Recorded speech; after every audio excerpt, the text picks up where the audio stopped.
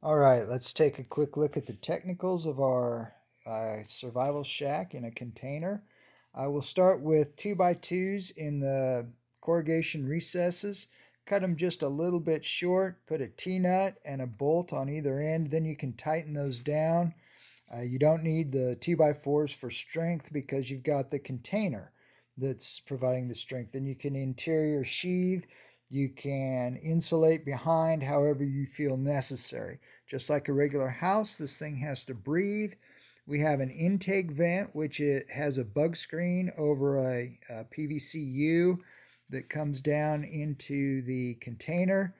I have a quarter turn ball valve here. It's usually going to be open.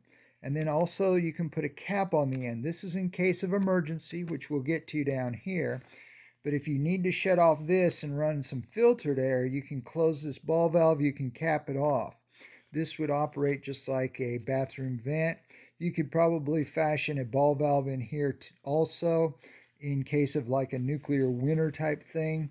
That's why we have these extending 3 feet up, is because the ash and fallout from a nuclear winter would not build up and get into your vents. And that is included down here. Over here, when you module in your counters and your sinks and lockers and so forth, 2 feet wide, 2 feet deep, however you want to set them up on the floor plan, you can take something out, slide something in that you would rather have. With your locker, it's going to have a couple shelves and a hanger. With a pantry, you're just going to have shelves. With a gun rack, you're obviously going to have slots for your guns to be sitting in, those kind of things. The bunks are set up.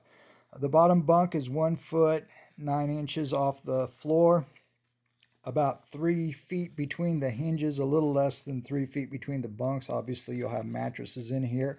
It's going to be tight. Aren't really going to be able to sit up and just sit on your bunk. You've got chains here that hold them stable as they're folded down.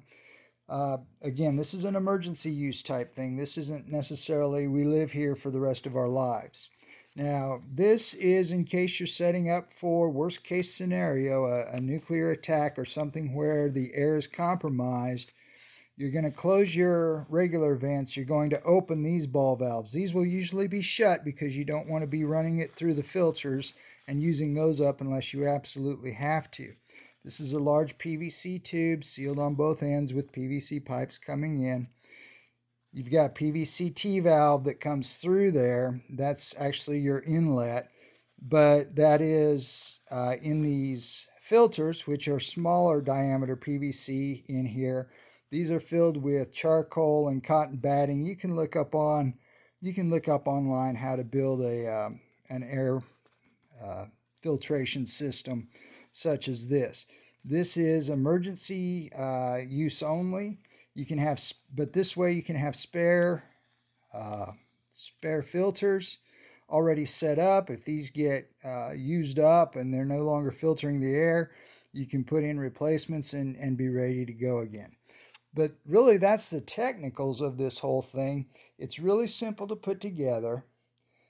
You can make modular cabinetry, whatever. You can slide one in. You can take something out. If something's not working, it's not hard to remodel it for what will work for your situation. But just a real simple floor plan, like I'd said earlier. With this one, I got cut off on that video. If I needed to, I could remove pantries. Here I can put in a deep freeze. I can put in like a dorm refrigerator or about a 7 cubic foot refrigerator, one of the smaller ones that has a refrigerator freezer in it. I can put a 20-foot container along here and have this be a doorway that opens into this, and just have this be all pantry space for all of my non-perishables and water. There's a lot of things you can do. You can set these up.